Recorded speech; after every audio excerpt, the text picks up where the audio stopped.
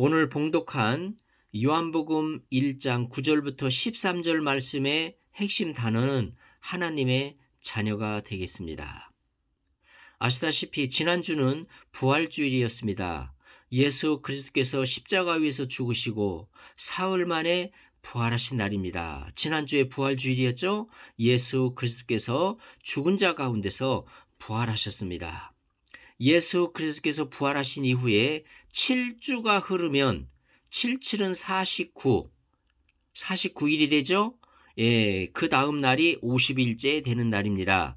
50일째 되는 날, 이 날을 우리는 오순절이라고 합니다. 이 오순절에 성령이 강림하셨습니다. 그래서 이 날을 성령 강림절이라고도 합니다. 그래서 지난주에 예수 그리스도의 부활을 맞이했고 부활하신 이후에 50일이 되면서 성령이 우리에게 임하는 그런 성령 강림절, 성령을 맞이하는 그런 성령 강림절을 준비하면서 지금 향해 나아가고 있습니다. 바로 그 첫 주가 되겠습니다. 그 첫 주에 바로 성령 강림을 향하여 나가는 첫 주에 오늘 예수 그리스도의 부활하신 그 예수 그리스도를 묵상하면서 오늘 같이 말씀을 나누게 됩니다. 오늘 말씀하신 그 말씀에 보게 되면은 하나님의 자녀 이 말씀이 나옵니다. 하나님의 자녀, 영접하는 자, 곧 그 이름을 믿는 자들에게는 하나님의 자녀가 되는 권세를 주셨으니, 여기에 계신 많은 분들이 예수 그리스도를 믿고 영접하셔서 하나님의 자녀가 된 분들이십니다. 축하드립니다. 하나님의 자녀가 되셨습니다. 이제 죽어도 하늘나라에 가실 분들입니다. 할렐루야. 얼마나 감사합니까? 예수 그리스도를 믿고 영접하신 모든 사람들에게 하나님의 자녀가 되는 그런 권세, 이것은 바로 권세입니다. 하나님께서 하나님의 자녀가 되는 권세를 예수 그리스도를 믿는 자들에게 주신 것입니다. 그런데 보십시오. 모든 사람들이 다 하나님의 자녀가 되나요? 예수 그리스도를 하나요? 그렇지 않지요. 오늘 말씀해 보니까 9절 말씀, 참 믿고 세상에 와서 각 사람에게 비추는 빛이 있었나니, 이 세상은요 어둡습니다. 창세기 1장 2절 말씀 보세요. 땅이 혼돈하고 고공하며 흑암이 깊음에 있다. 이 세상은 어두운 가운데 빠져 있어요. 이 창세기 1장 2절의 말씀이 이 세상의 모습을 잘 보여주고 있습니다. 땅이 혼돈하고, 얼마나 혼돈하고 혼란스럽습니까? 정말 요즘 이 세상은 혼돈해요.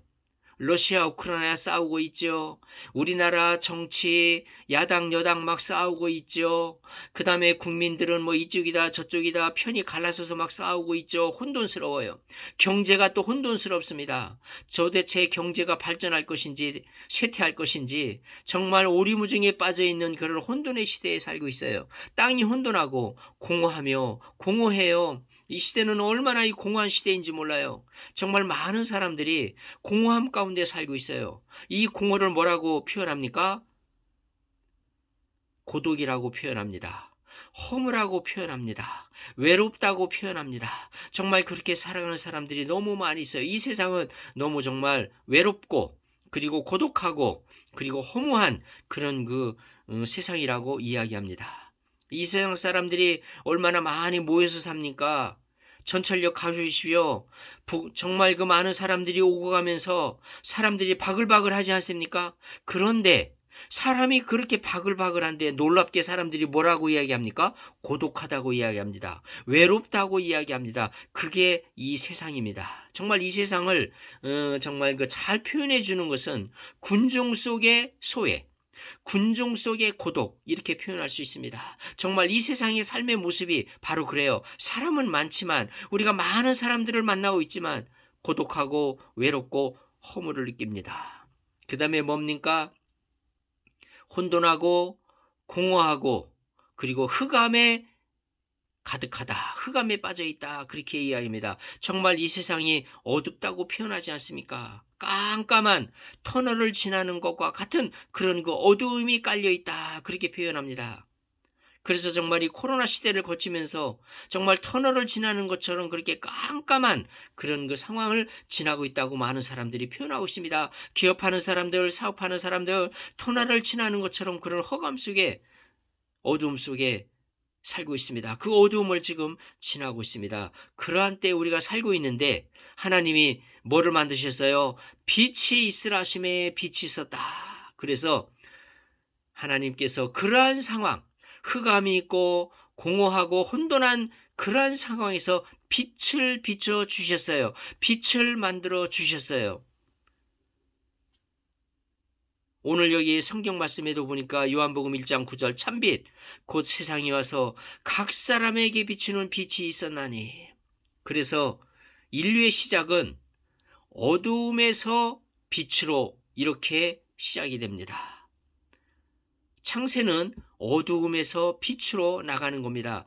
그래서 창세기에 보면은 저녁이 있고 아침이 있으니 하루가 됐다. 이렇게 표현을 합니다.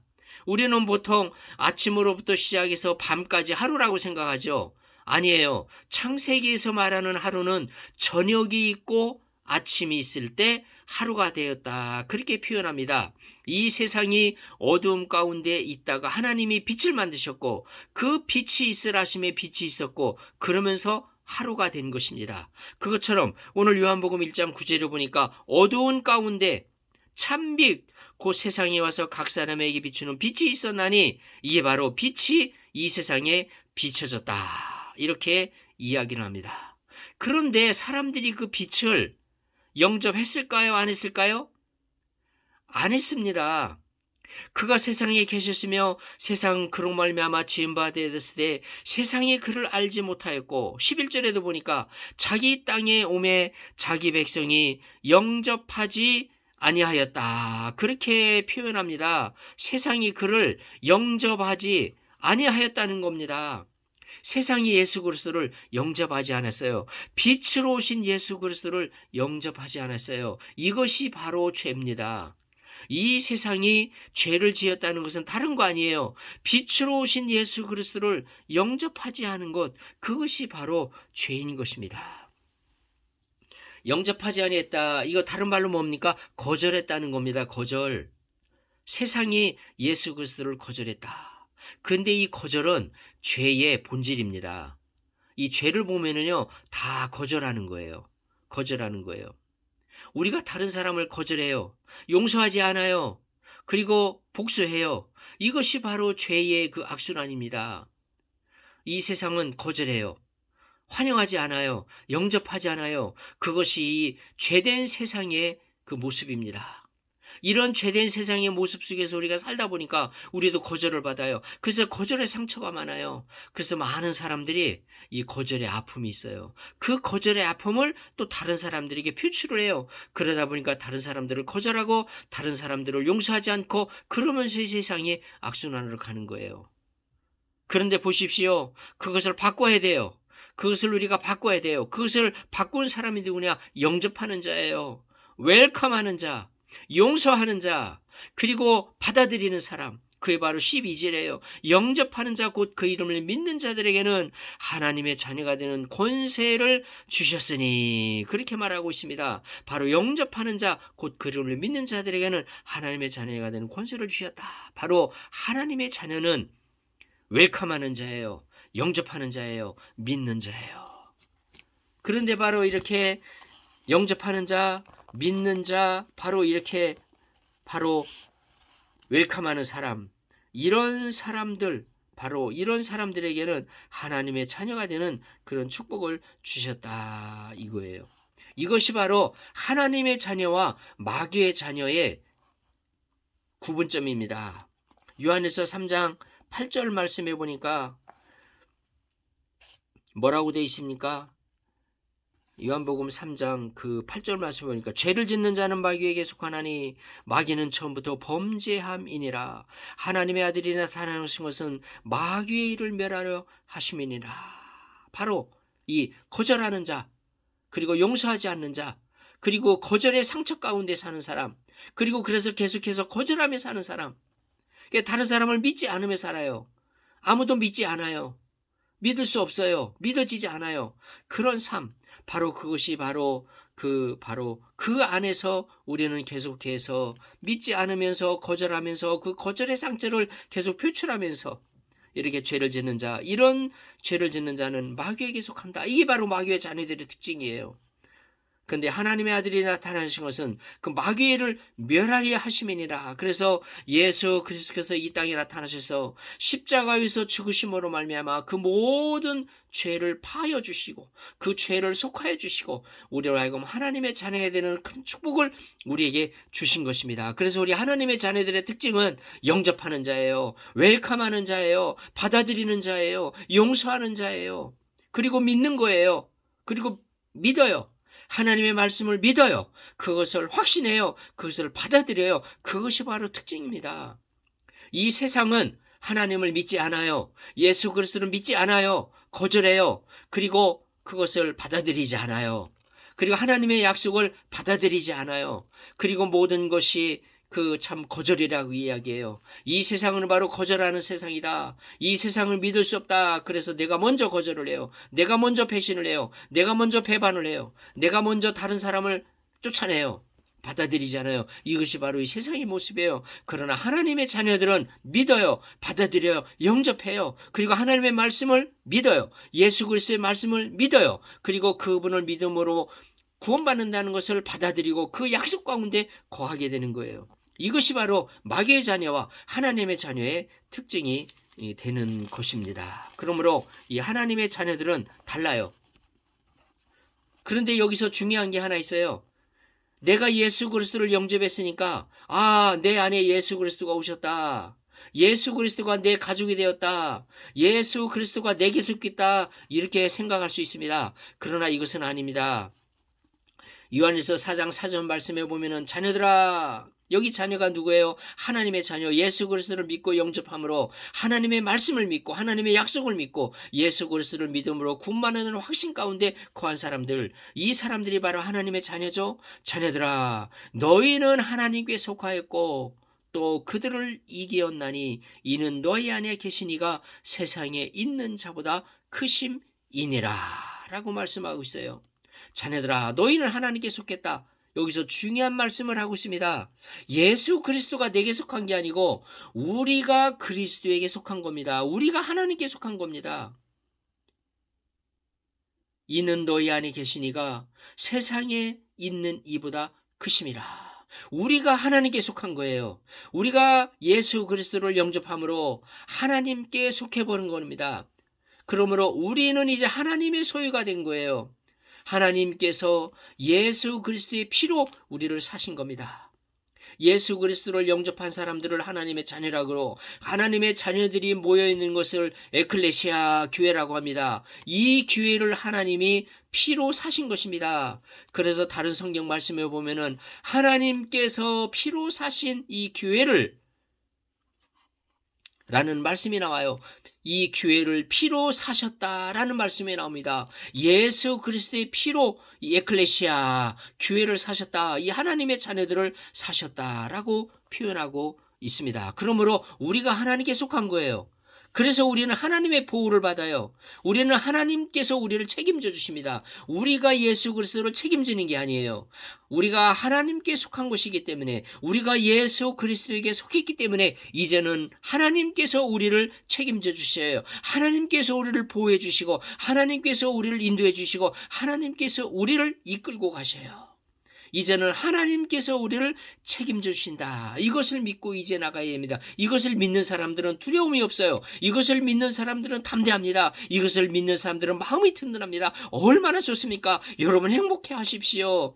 그리고 그 믿음 안에서 늘 기뻐하시고 늘 즐거워하시고 확신 가운데 거하십시오. 얼마나 감사합니까? 우리가 하나님께 속했고 이제는 예수 그리스도에게 속했습니다. 그러므로 예수 그리스도께서 우리를 책임져 주시고 우리 하나님께서 우리를 책임져 주시고 우리를 인도해 주시고 우리를 이끌고 가십니다. 그러한 믿음 가운데 거하시기를 바랍니다. 그러려면 어떻게 해야 됩니까? 우리가 그분의 음성을 듣고 그분께서 우리를 인도하시는 대로 따라가야 됩니다. 그분께서 우리를 인도하시는 대로, 그분께서 우리를 이끄시는 대로 우리가 이제 따라가야 됩니다. 그래서 요한복음 10장 말씀에 보니까 뭐라고 되어 있습니까? 요한복음 10장 26절에 뭐라고 되어 있어요? 내 양은 내 음성을 들으며 나는 그들을 알며 그들은 나를 따르느니라. 예수님의 음성을 듣고 따라가는 사람들은 예수님의 양이에요. 예수님의 자녀들입니다. 하나님의 자녀들입니다. 근데 하나님의 자녀가 아닌 사람들은 어떻게 합니까? 믿지 않습니다. 그 음성을 듣지 않습니다. 따라가지 않습니다. 너희가 내 양이 아니므로 믿지 아니하는도다. 그래서 예수님의 양이 아닌 사람들은 그 음성을 듣지도 않고 따라가지 않습니다. 그리고 믿지 않습니다. 그러나 예수 그리스도의 양들은, 하나님의 자녀가 된 예수 그리스도의 양들은 어떻게 합니까? 예수님의 음성을 들으며 그리고 그분을 따라가게 돼 있습니다. 그 음성을 듣고 따라가게 돼 있습니다. 28절에 내가 그들에게 영생을 주노니 영원히 멸망하지 아니할 것이요 또 그들을 내 손에서 빼앗을 자가 없느니라. 바로 예수 그리스도의 양들은 예수님의 음성을 듣고 그리고 그 음성을 따라 갑니다. 근데 문제는 뭡니까? 그 음성이 들리지 않는다는 겁니다. 왜 그래요? 노이즈 때문에 그렇습니다. 소음 때문에 들리지 않아요. 우리가 소음이 많으면은 테레비를 켜도 테레비 소리가 잘 들리지 않아요. 우리가 전철에서 통화를 할 때에는 통화 소리가 잘 들리지 않습니다. 굉장히 힘들어요. 통화하기가 힘들어요. 왜냐하면은 전철 소리 나죠. 옆에 있는 다른 사람들 이야기 소리 들리죠. 막 여러 가지 소음들이 너무 커요. 그래서 통화하기가 참 힘듭니다. 상대방의 소리가 잘 들리지 않습니다. 그 조용한 곳에 가면 통화하기가 쉬워요. 왜? 소리가 잘 들리거든요. 상대방의 소리가 잘 들립니다. 노이즈가 없으면은 예수 그리스도의 음성이 잘 들려요. 그리고 그 음성을 따라가요.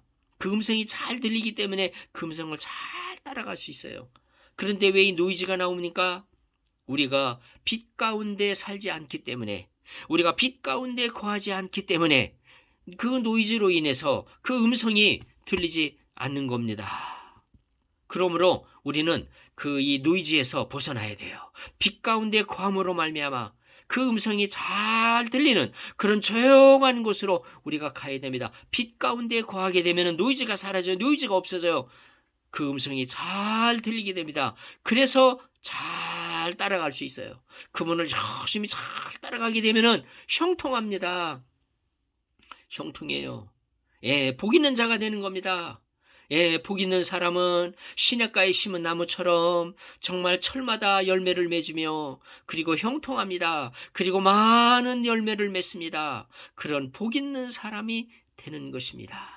바로 우리가 예수 그리스도의 이제 자녀가 되었으니 이제 그분의 음성을 듣고 그분을 잘 따라감으로 말미암아 형통한 삶, 복이 넘치는 삶, 사이사철 때가 되면은 정말 그 열매가 맺히는 풍성한 그런 그 열매가 맺히는 풍성한 삶, 그런 풍성한 삶. 내가 온 것은 양으로 생명을 얻게 하고 더 풍성히 얻게 하려 함이라 라고 하는 말씀처럼 예수 그리스도의 이 땅에 오신 것은 양으로 참으로 이제 그 풍성한 삶을 살게 하시기 위해서 오신 것입니다. 우리가 예수 그리스도의 양으로 예수님의 음성을 듣고 잘 따라가게 되면 그런 축복이 우리에게 옵니다. 그것이 바로 복 있는 자입니다. 그게 바로 시편 1편에 나와 있는 복 있는 자의 그런 모습입니다. 이런 풍성한 삶, 복 있는 자의 모습으로 살아가시는 하나님의 자녀들 되시기를 축원합니다.